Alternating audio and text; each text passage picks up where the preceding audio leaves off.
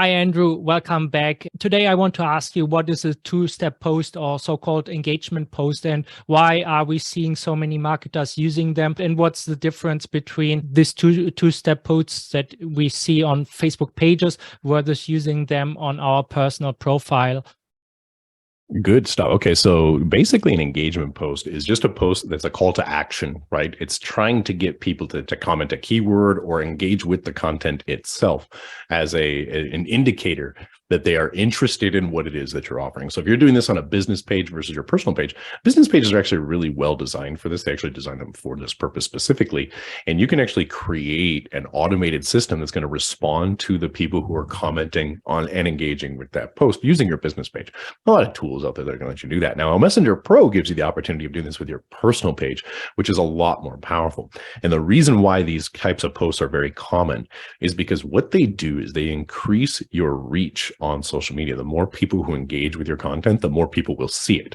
That's how social media knows that the content that you're creating is something that people want to consume.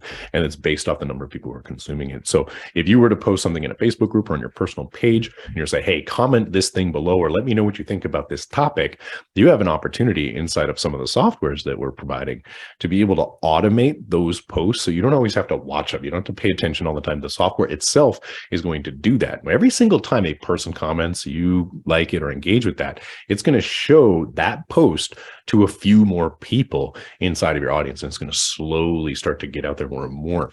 Now, ELMessenger Pro has a feature called Engage that is specifically designed to keep your post at the top of the news feed. So all you're doing is connecting it using the steps. There's 7 steps in the process of setting it up, and it will automatically post comments. It will automatically DM people who are engaging with that post, which is going to increase Facebook's realization that people enjoy that. So your engagement, their engagement combined together just keeps that right at the top of the feed, giving you that visibility. So marketers use these all the time so that they can get more visibility on their own profiles, which then funnels people into their groups and their business pages. So any recommendation about what type of content should go into these posts? Oh, absolutely. So anything that is controversial, right? So if you're going to throw rocks at your enemy, if you're reading expert secrets or .com secrets, it's one of the keys is you're going to throw rocks at your enemy. So if you're going to polarize your audience, take a major guru and start saying things that are, kind of controversial toward that person. Oh, ClickFunnels is dying or something like that. You see the Steven Crowder ones with the change my mind, right? These are really good posts. Is this what thing, whatever it is, right? It's a controversial topic and then change my mind. You'll begin to get people trying to change your mind on that particular topic. Really good content to find is content that they're already engaging with. So if you're using the outreach features in ELMessenger Pro, going into Facebook communities, you can actually go to posts that are already getting a lot of traction. You can take that post, you can modify it, you can use some of the AI tools that are available to be able to create a very similar message with a very similar type of post, and then you'll be able to share that. Now, if you're going into these communities and you're adding people to your audience based off them engaging with this type of content, you're most likely going to get them to engage with the content on your profile as well that's similar because they have that prior they have the priors for it. It's part of their personality, part of their habits to be in those types of environments. And these situations give you incredible ability to reach eyeballs that you would have never reached previously. And it's all for free because it's organic. And one of the things that I see that also work really well for this type of posts is for building your audience to get them interested in a lead magnet that you're trying, or into some like early stages to get feedback on an offer that you're thinking. And then you see if this post about maybe a tool that you're trying to offer as a lead magnet or a checklist that you developed, if this gets a lot of traction, that you're onto something. And if it does not get any attraction, like then you think maybe I should test something else. Like any thoughts from your side on this? That's spot on. If you're not getting traction, that's where you're split testing, right? Everything that you're getting. If you say, for example, if you have a post that has 100 engagements on it and you have another post that has 3 engagements on it, then there's something about that one post that nobody's really resonating with.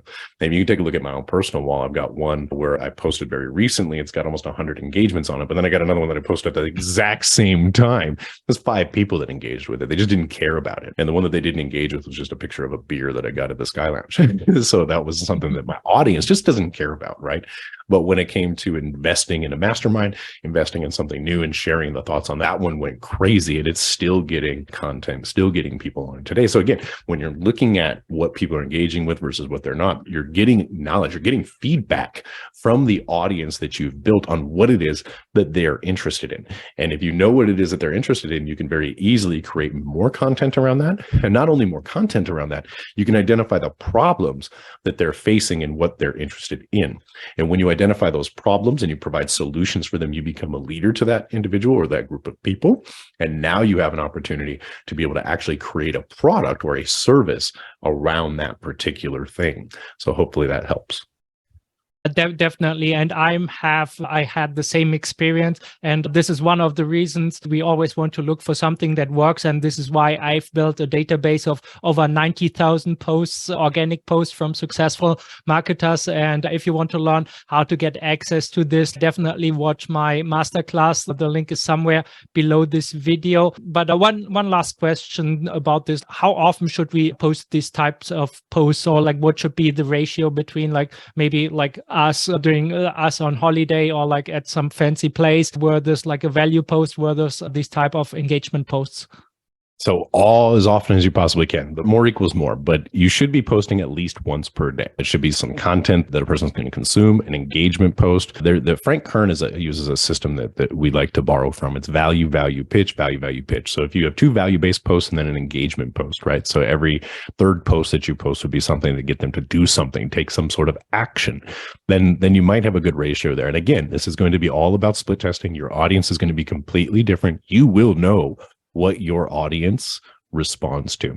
And as you begin to develop these things, each of these things that Martin and I are sharing with you are just simple things that you can do, right? It's a real easy thing you can take advantage of. You can go out there, you can get some data, you can get some information back. And the more information you're armed with, the more likely you are to create a piece of content that your audience is going to relate. Pitching every third post, like for some people, this might sound like, oh, wow, this is a lot. Any thoughts from your side to counter this objection that people have? Because one thing that I've noticed is people really shy away from selling and from selling themselves. Like even if it's a free valuable tool that they are selling or a checklist or something that they developed. You are right. So sales is a scary thing for a lot of people. When you're selling somebody, we have a tendency to think that we might be taking advantage of that person. But if we're doing what we're teaching, what we're doing is we're actually solving a problem for that person. So if you're in the right form of sales, you're helping people. You're not hurting them. I've personally been in sales my entire life. I have had people bring me Christmas cards. I've had people bring me all kinds of things, gifts, because they're grateful for the tools, services, and products that I've sold them in the past. Do not be afraid of sales. You are either in sales or you're in support of it. And the highest paid industry on earth is sales. Salespeople earn the most money out of anybody on the planet when you look at it. Now, when it comes to businesses, attention is what businesses, the successful ones, sell. So if you look at the largest companies on earth, Google, Facebook, the TikTok, all these things are selling attention. But at the end of the day, when you are an individual, the sale that you're making should change the person's life that you're giving that product or service to. It's very important that you charge. It is very important because we do not value that which is free. We just simply don't. So if you put a value on something, a price point on something, and let's say, for example, you have a system or a tool that has high ticket price. Say you're charging $5,000 for this tool, this system, or this product that you're providing. A person who pays that $5,000 is going to pay very close attention to what it is that you're giving them because they put money. That money represents time. So they put their time, they put their sacrifice, they put the things that are important to them on the table. They put that on the altar so that they can go through this program. Now, if you give it to them for free, all you did was completely devaluate it. They'll get to it when they can. So it's very important that when we're out in the marketplace, when you're engaging in a sale, it's important that you understand that you are helping this person. You're going to take this person from where they currently are to where they want to be. And that investment of money, of a monetary investment, is so critical to them taking that step. You are doing them a disservice if you're afraid to sell them. So just make sure that you give them the quality service that they deserve, first of all. And that really starts with you. So if you are in a position to where you don't believe what you're selling is going to solve that problem for that person, then you might feel a little slimy while you're doing it. But if you know but you know that what they're struggling with is the very same thing that you're struggling with, which brings us back to that avatar, right? Your avatar should be you. You are the avatar that you're looking for in the marketplace because you know what you struggle with. You know what it is that your pain points are, and you know what you did to solve some of those pain points. And that's all you got to do. Got to bring what you did to solve a pain point that somebody else is experiencing. You just bring them the solution, right? Now, if you're doing that, you're not really selling a person. You're not convincing them against their will, because a man or woman convinced against their will is of the same opinion still. So we want to make sure that we're providing them with something that is actually going to get them a result. Now, if you're in our system, if you're using any of the tools and resources that we've developed, we can help a person get a result immediately. And as long as you know that if you're talking to a person and they are struggling with creating a product, something to sell, or they have a product and they don't have someone to sell it to, we know that if they go through the system, go through the product, go through the trainings that we're developing, that we're giving to everybody, that they are going to be successful with it. In fact, we guarantee it.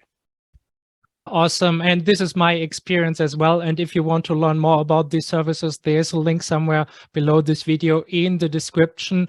And with that being said, is there anything about engagement post or two-step posts that I have not asked you before? I think we got them covered. They're actually really basic, fundamental posts. They're part of that. And I think that we should probably go into a deep dive, the like little graphs show people what the post looks like, the fundamentals of it, what to do, what the hashtags are, what the body is, what a call to action in that post looks like, the benefits of putting a link in the actual description versus the comments. There's a lot of things to take into consideration. But again, every single one of these are going to be split tests based off of how your audience interacts and engages with that content.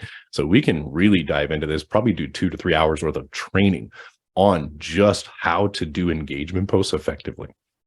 I will definitely do a training inside my own membership for this. And if you liked this video, there's another video where Andrew and I will talk about the ideal sales process, because the two-step post or engagement post is just the first step to start the interaction, to get people really interested. And in the next video that you will see coming up somewhere here on the screen on YouTube, we will talk about the sales process. So looking forward to seeing you there. Awesome.